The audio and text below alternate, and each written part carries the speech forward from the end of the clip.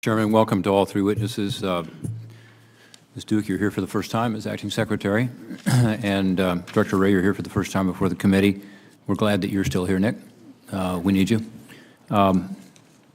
Look, this has been just a horrible hurricane season, and our hearts go out to the victims in the wake of the devastation of, as you said, 3 storms that probably makes this the worst hurricane season that we've experienced.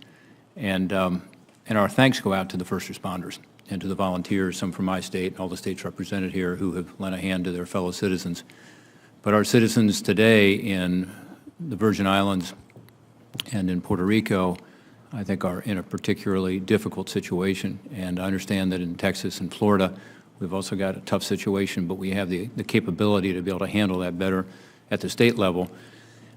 You talked a little about what you're starting to do, Secretary Duke, and I guess my question really is about what more can be done, one, by DOD, because as I understand it, and you mentioned distribution, yes, there is gas on the island, yes, there is food and water, but it's not getting out to the locations that need it, or to many of the locations that need it.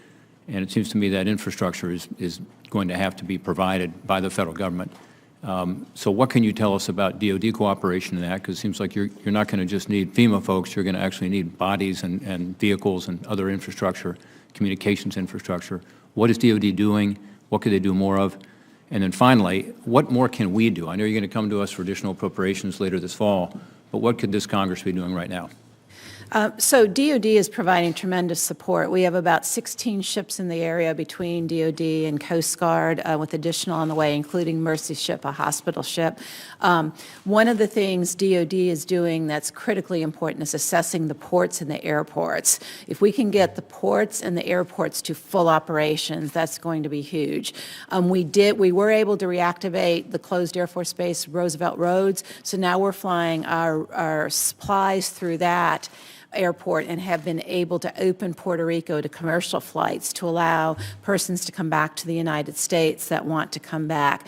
So I think what DOD is doing is helping us get the supplies there, but also helping us open the access roads. They also are leading the debris removal, which is huge. We still have areas that we can't access by roads. We did send more troops down yesterday, including a general that will be in charge of coordinating on the ground. So we do have a general on site now that I think is going to help speed things around and put decision-making on the ground. I think that was a big step forward.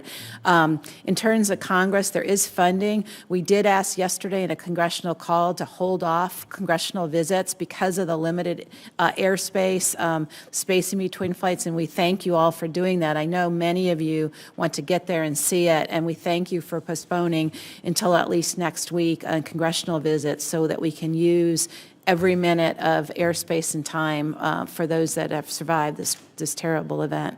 Well, thank you. It's an urgent situation. I think it is a different response is needed, and I'm glad to hear that our military resources are being used because I think it's required. Ask you to change subject for a second and talk about fentanyl, carfentanil, and really biochem issues. As you know, we have an opioid crisis in this country, and in fact, more people are dying every day in my state of Ohio, your home state, and in all of our states than last year. It's not getting better, it's getting worse. More deaths from overdoses from heroin, synthetic heroines like fentanyl and carfentanil than car accidents. It's the #1 cause of death now in my state and in our country. By the way, 58% of the deaths in Ohio over the last year came from fentanyl, not from heroin. And this fentanyl is coming into our country by the U.S. mail system, primarily from China. So this is a threat, it's an external threat coming in, and I'm frustrated because we can't get our Postal Service to provide law enforcement, including your people at Customs and Border Protection, the information they need to be able to identify these packages and stop this poison from coming into our communities. I know you're aware of the issue.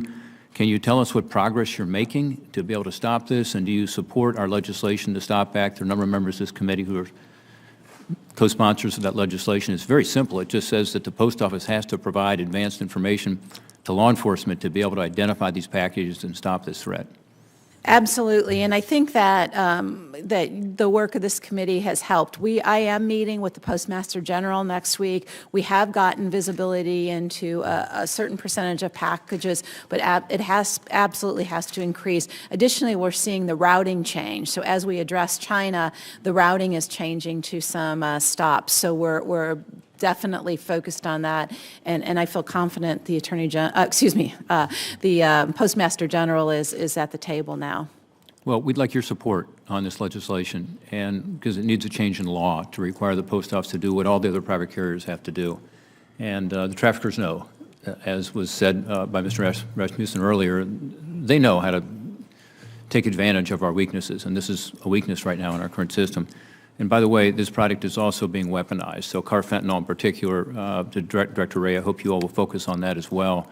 And I have a concern about terrorist groups and state actors using this as a biological weapon, chemical weapon as well. Thank you, Mr. Chairman. Senator Langford.